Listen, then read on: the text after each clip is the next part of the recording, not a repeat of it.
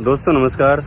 आज बहुत ही भारी मन से आप लोगों के सामने कुछ बातें रखना चाह रहा हूं। हालांकि कल दोपहर से ही जिस तरह से मोनालिसा की शादी की खबरें वायरल हुई तो मैं खुद को तैयार ही नहीं कर पाया अपने आप को कि मैं क्या बात रखूं और क्या मैं बोलूं आप लोगों से, क्या सफाई दूं, क्या हुआ क्या नहीं हुआ। क्योंकि लगातार लोगों के इतने कॉल्स आ रहे हैं, मीडिया बंधुओं के, जानने वालों के, सब लोग जानना चाहते हैं कि आखिर ये हुआ क्या और कैसे हुआ, ये क्या हुआ, अचानक से ये कैसे हो गया। सब लोग शॉक्ड हैं और जो विधर्मी लोग हैं, जो खासतौर पर कट्टरपंथी मानसिकता के लोग हैं, वो लोग खुश हैं, वो लोग बधाइयां दे रहे हैं। और बहुत सारे ऐसे भी लोग हैं जो सर तन से जुदा करने की मुझे धमकियां दे रहे हैं कि अपनी आवाज को बंद रखो। तो आवाज को अगर बंद रखना होता तो मैं धर्मांतरण पर फिल्म नहीं बनाता, द डायरी ऑफ मणिपुर, जिसकी हीरोइन मैंने मोनालिसा को चुना था। और आज आप सबके सामने, कल तक मुझे बड़ा कॉन्फिडेंस था कि मैंने जो डिसीजन लिया था इस लड़की को फिल्मों में लाने का और हीरोइन बनाने का, उस पर मैं कायम था। इस बीच में इन्हीं लोगों ने जो इस फिल्म को रोकना चाहते थे, इन्हीं लोगों ने इस प्लान करके मुझे जेल भी भिजवाया। लेकिन जेल में भी जाने का मुझे इतना दर्द नहीं था, क्योंकि मुझे मालूम था कि ये झूठा केस है और मैं बहुत जल्दी निकल आऊंगा बाहर। और बाहर आकर मैंने इस फिल्म को अंजाम दिया, अंजाम तक मैंने पहुंचाया। कैसे पहुंचाया वो मैं जानता हूं, क्योंकि जो बीच में घटनाएं हुई थी मेरे साथ, उस बीच हमारे सारे पार्टनर भी भाग गए थे, इन्वेस्टर भी चले गए थे, बहुत सारा पैसा मैंने कर्ज लिया, इंटरेस्ट पर लिया, ब्याज पर लिया, सारे चीजें सबको पता है। मोनालिसा को भी ये बात मालूम है कि अगर फिल्म पर जरा सा भी गलत असर पड़ेगा तो मेरी जिंदगी स्वाहा हो जाएगी। और फाइनली कल जो ये घटना हुई है, इसको लेकर पूरे देश में बहुत अजीब तरह का एक माहौल बन गया। और आप सबसे मैं क्लियर करना चाहता हूं कि आखिर इसके पीछे क्या हुआ। और जो मेरी जानकारी में चीजें हैं वो यही है कि ये एक एजेंडे के तहत, ये एक साजिश के तहत ये ऐसा खेल खेला गया। क्योंकि इसके पहले ना इनके घर वालों को कोई शक हुआ और ना ही मुझे कभी इस बात की जानकारी हुई कि कोई शादी या कोई इसका कोई स्कैंडल या कोई अफेयर था। इसके पीछे बहुत सोची समझी साजिश थी, खासतौर पे इस बात को लेकर कि सनातन धर्म को बदनाम कैसे किया जाए और महाकुंभ से निकली हुई लड़की जो सनातन के नाम पर आगे बढ़ रही है, उसको किस तरह से तोड़ मरोड़ के पेश करके लोगों के सामने रखा जाए ताकि और लड़कियां भी इसका अनुसरण करें और वैसी बन जाए।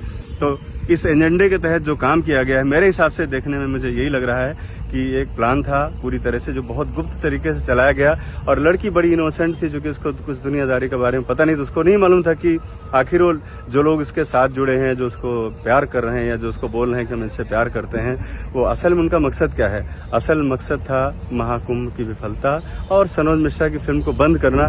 क्योंकि मैं धर्मांतरण पर ही लगातार आवाज उठाता रहा हूं शुरू से लेकर अभी तक, और मेरी फिल्म भी इस बात की बड़ी मुखरता से दिखाती है, जो फिल्म बन के तैयार हो गई रिलीज होने के लिए। तो जिस तरह से एक प्लान के तहत जो ऑर्गेनाइजेशन है PFI, जो प्रतिबंधित है हालांकि देश में, लेकिन बहुत सारे लोग उसके केरल में बैठे हुए हैं। अब कुछ सवालों से मैं आपको रूबरू कराना चाहूंगा। अगर मान लीजिए ये प्रेम प्रसंग होता तो कभी किसी को तो भनक लगी होती घर में, और अगर भनक लगी होती तो उसी लड़के के पास लेकर उसका फादर क्यों जाता, आप ये बताइए। इसका मतलब किसी को जानकारी नहीं थी। और अगर प्रेम प्रसंग होता तो जिस कम्युनिटी में रहती है, जिस परिवार में रहती है, जिस बंजारा समुदाय में रहती है, वहां प्यार क्यों नहीं हुआ। ये कौन से इसमें सुरखाब के पर लगे हुए थे, जहां पर मैंने रखा वहां प्यार नहीं हुआ, उज्जैन में प्यार नहीं हुआ, इंदौर में नहीं हुआ और मुंबई में नहीं हुआ, और इसको जाकर हुआ प्यार तो कहाँ, केरल में। केरल जो कि आतंकवादियों का और पूरा वामपंथियों का जो गढ़ है, उन वामपंथियों ने किस तरह से प्लान किया। क्योंकि वहां पर एक फंड और एजेंडा चलता है कि जैसे कोई हिंदू की लड़की, सनातन की लड़की कोई थोड़ा सा भी आगे बढ़ने की कोशिश करे, तुरंत उसको कैप्चर करना है और कैप्चर करके उसको इस्लाम में इस तरह से लेकर के आना है ताकि और लोग भी इसके लिए प्रेरित हों। और वही किया उन्होंने। और चूंकि ये लड़की बड़ी इनोसेंट थी, इसको कुछ जानकारी थी नहीं और इसको ब्रेन वॉश करना बहुत आसान था। और इसके फैमिली के भी लोग बहुत सीधे साधे लोग हैं, उनको भी नहीं पता चला कि आखिर हुआ ये क्या। और फाइनली जब ये लोग जा रहे थे तो मुझे उनके फादर जयसिंह का फोन आया था कि वो लोग केरल जा रहे हैं। मैंने मना किया कि वहां क्यों जा रहे हो, तो बोले नहीं, वहां कुछ फिल्म का ऑफर मिला है उनको और वो फिल्म, जिसमें उनको भी रोल मिल रहा है और वहां पर ट्रेनिंग भी दिलाएंगे। तो मैंने कहा मैं और ट्रेनिंग की व्यवस्था करता हूं और 2-4 टीचर लगाता हूं, आप इसको यहीं पे रखो, और अगर ज्यादा आपको शिफ्ट करना है तो आप मुंबई आ जाओ, क्योंकि अब आप नए नहीं रहे, अब सब चीजें आप समझ चुके हो। लेकिन शायद ब्रेन वॉश का असर था कि उन्होंने मेरी बात नहीं मानी और फाइनली वो जब यहाँ से चले गए केरल, तो भी मैंने देखा कि वो गाड़ी ड्राइव कर रहे हैं जय सिंह भाई, और वहाँ पे उन्होंने वीडियो कॉल करके मुझे दिखाया। वहाँ पहुँच चुके थे वो केरल। और उसके बाद 5-6 दिन के 7 दिन के बाद कल ये घटना जब सामने आती है कि मीडिया में जब आया कि लड़की ऐसे ऐसे करके भाग गई, तो मुझे लगा ये केरल वालों का कोई पब्लिसिटी स्टंट है फिल्म को हाईलाइट करने के लिए। लेकिन जब मामला ज़्यादा बढ़ गया तो मैंने उनके फादर से बात किया तो पता चला कि वो पुलिस स्टेशन के बाहर खड़े हैं और मोनालिसा को पीछे के रास्ते से लेकर जाया जा चुका है। अब आप सोचिए कि अचानक से इतने सांसद, इतने मंत्री, विधायक वहां इकट्ठा हो गए, वामपंथी सारे वहां पर इकट्ठा हो गए शादी को लेकर के। उनको बड़ा इंटरेस्ट था क्योंकि मामला सनातन धर्म का था, और एक गरीब बंजारा फैमिली को किस तरह से बेवकूफ बनाकर वहां लेकर गए, उस पागल लड़की को बेवकूफ बनाकर लोग गए। और जो लड़की आइकॉन थी महाकुंभ की, उसको आतंकियां कह सकते हैं, जिहादियों ने किस तरह से उसको ब्रेन वॉश करके और आज इस अंजाम तक पहुंचा दिया कि मेरी फिल्म का जो भविष्य था वो भी खतरे में पड़ गया।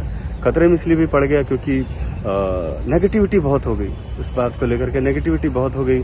और सबसे बड़ी बात यह है कि फिल्म को बनाने में बहुत सारे पैसे लगते हैं, और जिन लोगों ने मुझे जेल भेजा था उनको पता था कि टूट जाएगा बंदा, लेकिन मैं टूटा नहीं। मैंने कर्ज लिया, बहुत सारे पैसे मैंने मार्केट से उठाए, सिर्फ इस बात के लिए कि मैं अपनी बात को सही साबित कर दूं कि गरीब लोग भी सपना देख सकते हैं और आगे बढ़ सकते हैं, और मोनालिसा मेरे लिए एक आइकॉन बनेगी। लेकिन कल शाम के बाद मेरे सारी उम्मीदें और सारे सपने टूट गए।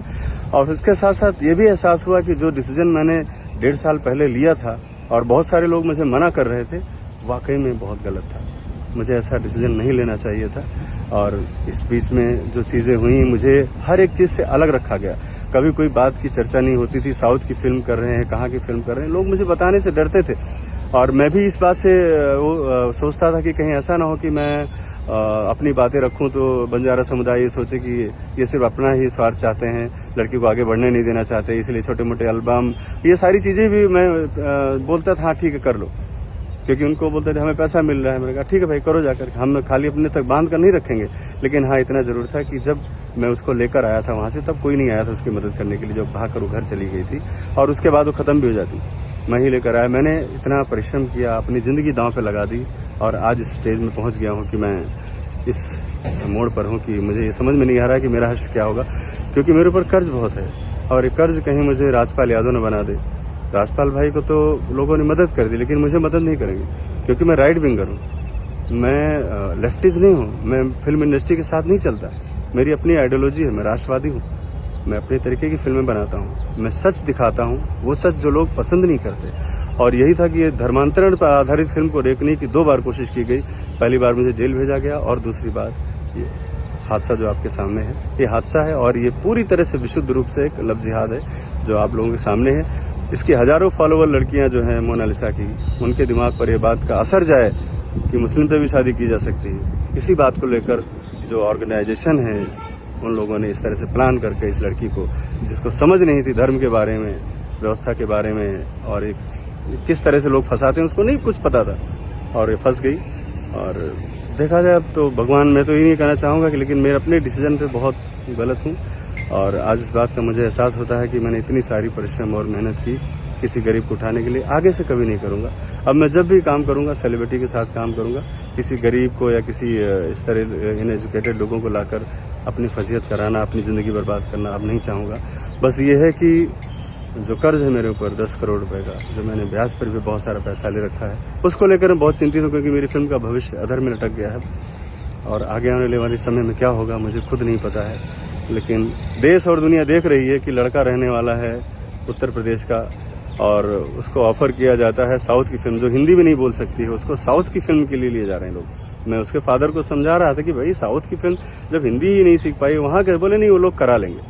साउथ की फिल्म के बहाने उसको ले जा करके केरल में, क्योंकि यूपी, बिहार, राजस्थान या जो भी मध्य प्रदेश, यहाँ पर सब राष्ट्रवादी सरकारें हैं, यहाँ पर बजरंग दल है, यहाँ पर हिंदुत्ववादी संगठन है, लेकिन केरल में कोई नहीं। केरल में सेफ साइड में ले जाकर के उसके साथ जो धर्मांतरण का खेल खेला गया है, उसको लग रहा है कि ये प्यार है, लेकिन हकीकत क्या है वो हम सब जानते हैं। फिलहाल मैं कह नहीं सकता, क्योंकि मैं बहुत ही डिप्रेशन में हूँ। ये वीडियो बनाना भी जरूरी था, क्योंकि बहुत सारे लोगों के सवालों के जवाब इसमें मिल जाएंगे। धन्यवाद।